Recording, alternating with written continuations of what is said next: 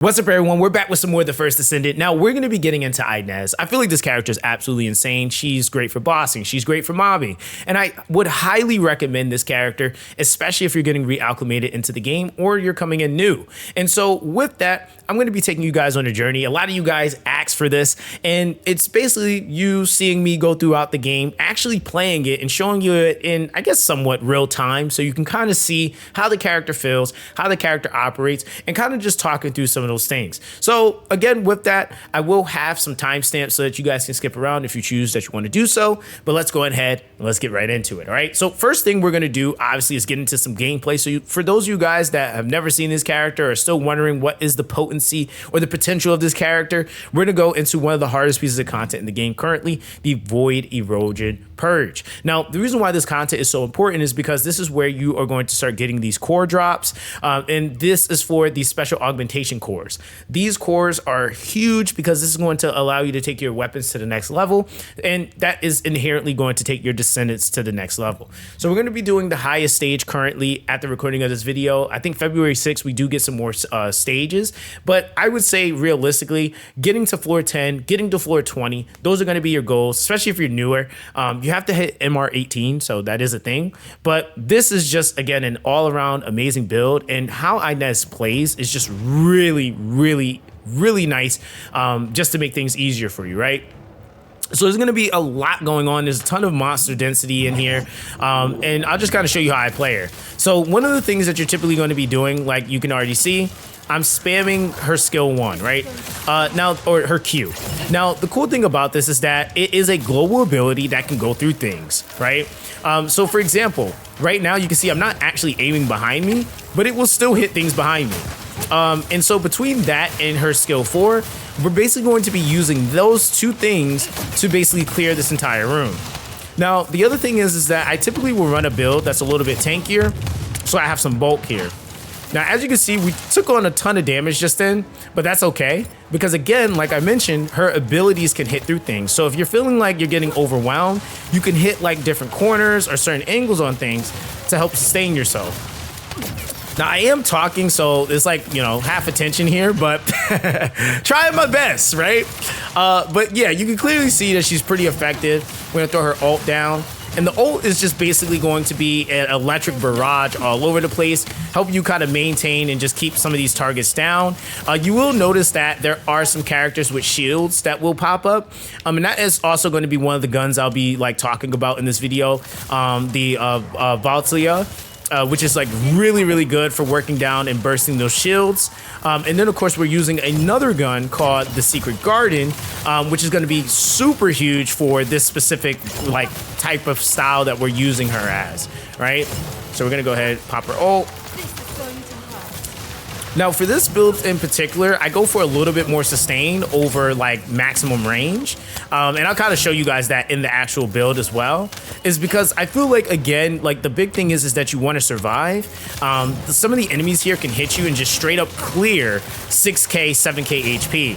So having as close as possible, I feel like for most of you guys that's, you know, maybe not the best at maneuvering or playing, 10K HP could be like a good like sweet spot, right? So if you can get to about that amount, then you honestly should be okay. So as you can see, we're just kind of working down things. You hide behind the pillars when we need to, and it just gives us a little bit more safeguarding at that point, right? So there we go. Cool. So we worked everything down here. And like I said, these enemies hit extremely hard, right? So this isn't as easy as I might be making it look right now. You definitely can get cooked in this. So we don't have anything behind us right now, which is cool. But as you can see, we got some enemies pulling up. If you need to, you can always burst those shields down. You see how fast that was? You can burst those down with the Valtia, and it works wonders. Works absolute wonders. And the cool thing is too, is that like, and I guess that I'll probably have a video in the future talking about that, like reactors and stuff like that too, because reactors are not the same anymore. Like they're completely different. And if you haven't been here in a while, reactors are going to be a huge portion of your power that you're probably missing. So you might not be seeing the exact same damage numbers, but that all is probably relying upon like, you know, your reactor into your build, and a couple of other things possibly, like maybe even weapon and stuff like that. So yeah, smooth run so far. Again, there are some anomalies that can happen, like for example, like one of the bomber enemies just appears under you and then you're just there to get nuked, right? Like that can happen. So if you do die, don't feel like that's a failed run. The other thing is too, is that in this game mode, you technically can die and still get some pretty good drops. But it does work against you on the timer. So like this enemy right here, that's gonna explode. Want him to not get too close to you because he can almost essentially one shot. I think a direct hit does one shot, even with a good amount of HP. All right, so we're rotating around here and we're making pretty good timing actually. All right, so let's go ahead and do that one here. Let's do this one here. Just kind of to double up on killing that. All right, and I think we got some enemies still over here. So yeah, you see the build goes crazy, right? Going through the floor here right now. Like it goes pretty crazy, man. And she does millions of damage. The things in here have millions of HP, which is crazy. I think somebody actually calculated how much HP all the enemies in here have. It's like 1 billion like plus HP or something like that in here. All right, so here we go. Oh, dodge that, almost cooked me. All right, that's cool, that's cool. We'll go here. Kind of get some enemies work down over there, and then I can focus over here. We can do another. Here we go.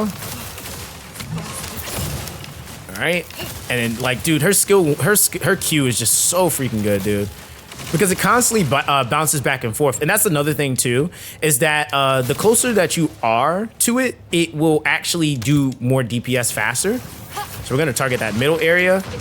Now, you notice I haven't really had to work down the shield enemies too much. It's because of how much damage I'm doing. But again, if you're finding your damage isn't enough yet, then you obviously want to utilize your guns, right? Like I technically don't need to use my guns right here. But I still will say, yeah, if you can, use them. Like, definitely use them. All right, so let's see. All right, let's go ahead and get this going. I think we're almost to the boss now.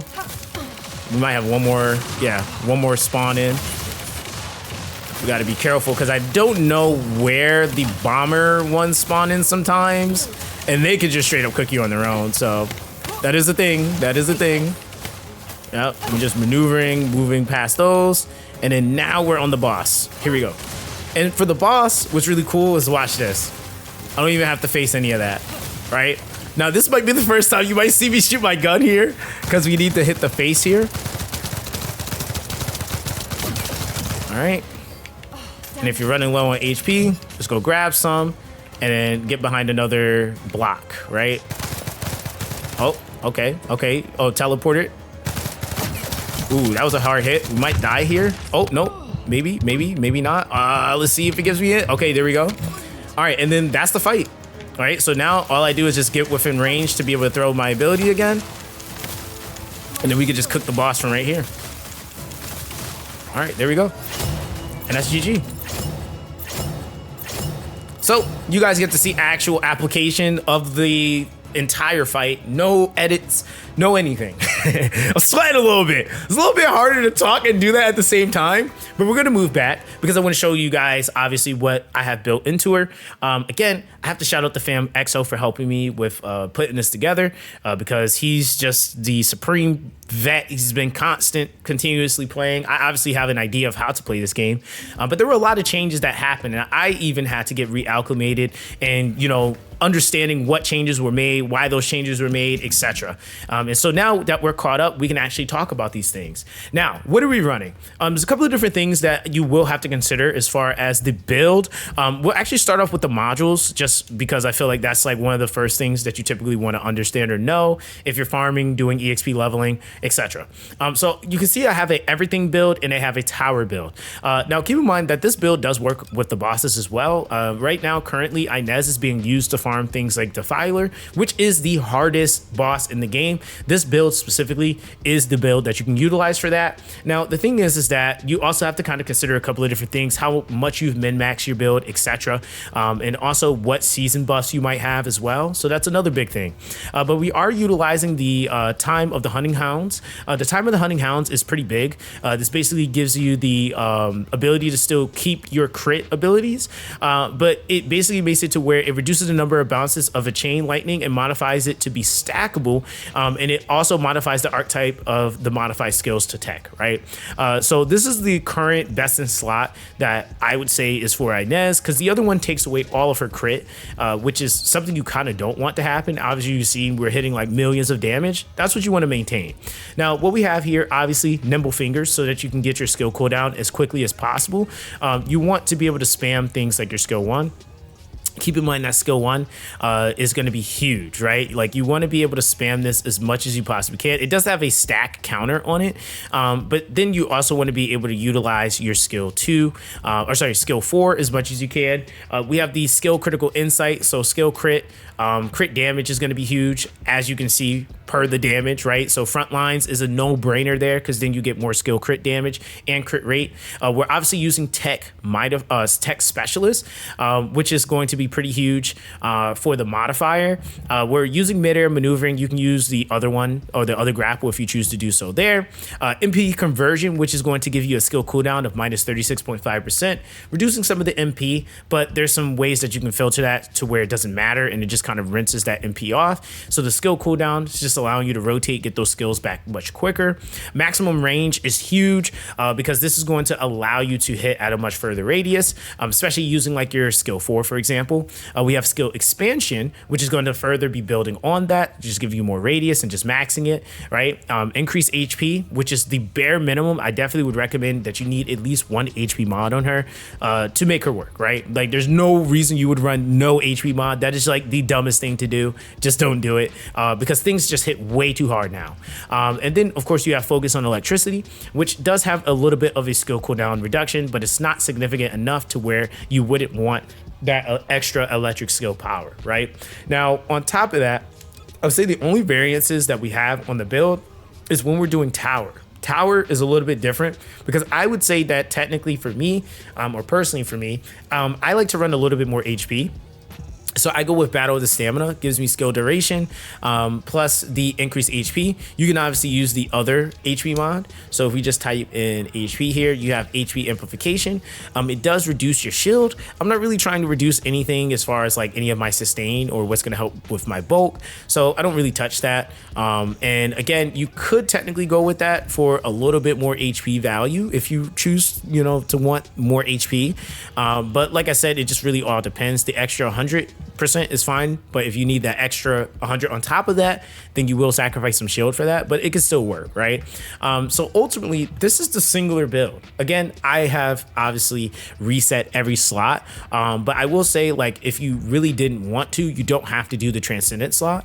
You could just do, for example, all the other slots minus your Transcendent slot, right? So this is, like, I would say a great way for you to make use of some of those crystallization catalysts on a unit that I feel like is going to give you a ton of in-game or high game, like high in-game or in-level, quality, essentially. So that's basically that, right? Now, outside of that, guns we are using the Secret Guardian, and we're also using the Voltia. I would say, like, and why exactly are we using this? Primary reason, if we actually look at the details on the gun, the unique ability for this is basically that when using a tech skill, it grants the unique ability Pest Control. Okay, so Pest Control is huge because what it does is it has a 50% trigger rate, but it increases your firearm attack, your skill power, and your firearm attack per stack is 16%, and skill power per stack is 16%.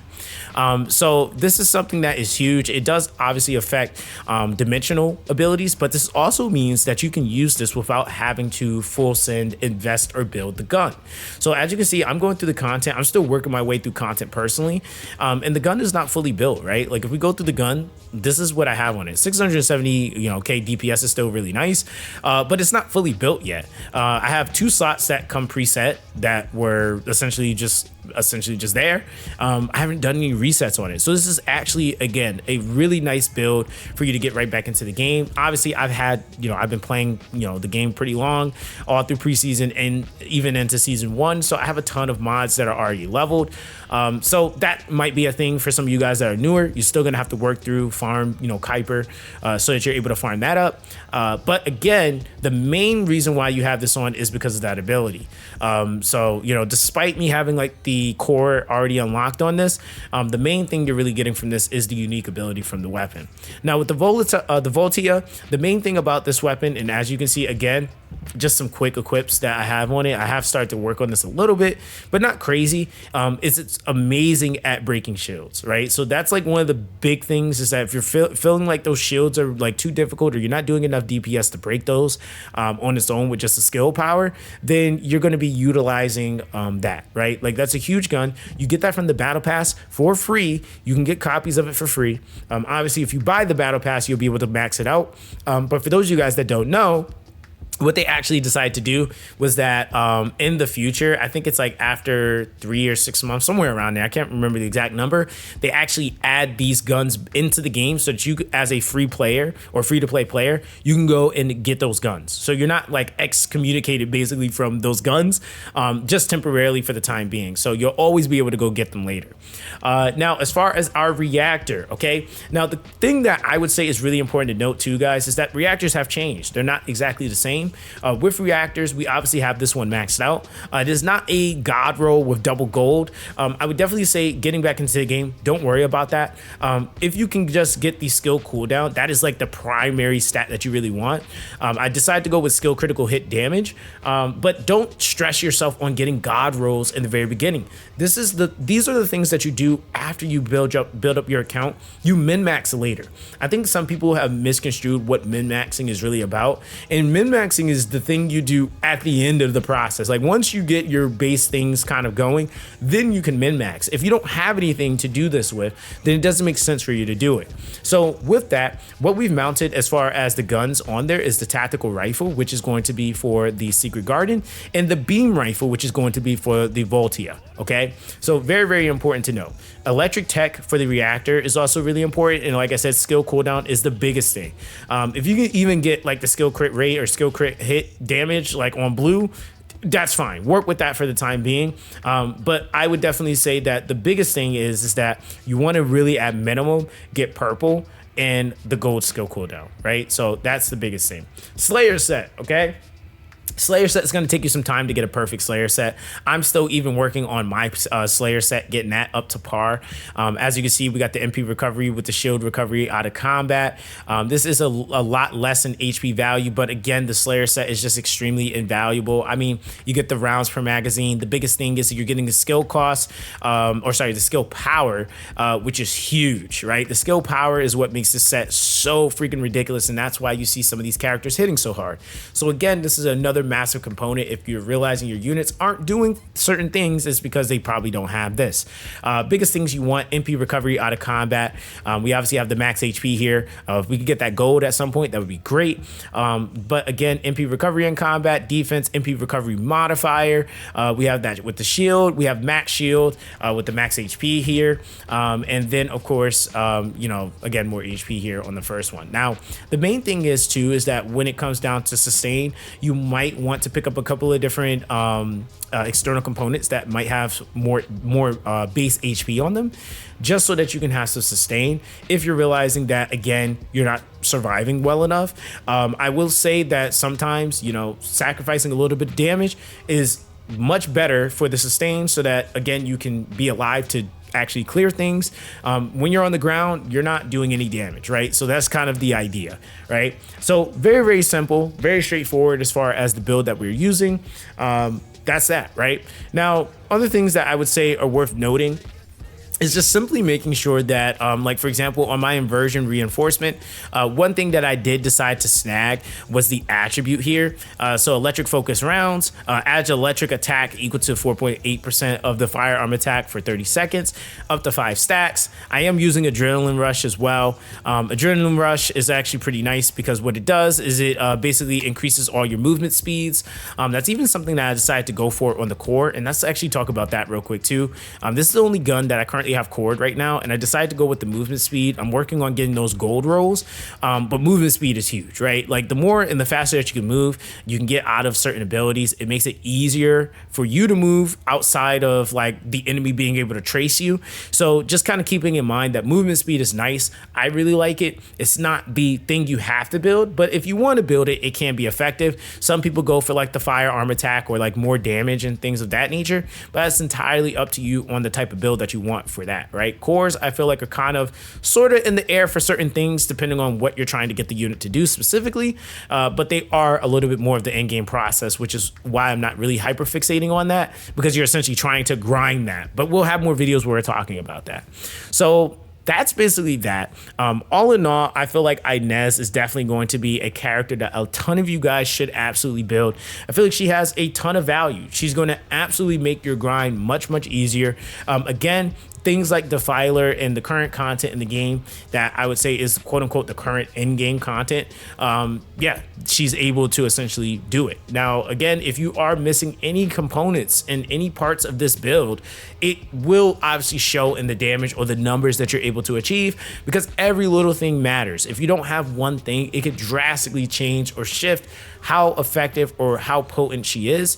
I definitely say things like the reactor, even being able to start doing the tower. I started doing it when this was powered up to 3 times, and I cleared all the way up to like floor 11, 12, and then I powered this up a little bit more, and I cleared all the way up to 20. So your reactor even doesn't have to be full send it right away, but ultimately that's the goal, right? So hopefully this video was a little bit more entertaining. I hope that this was informative and helpful, and you guys are able to get through more of the content. So with that being said, guys, I hope that this, again, like I said, helped. All of you guys stay blessed. Hope to see some of you guys on Twitch. I am streaming on Twitch, twitch.tv/ZoxysCon. I have it linked down below. But that's going to be that. Everyone, take it easy, and I'll catch you guys in the next one.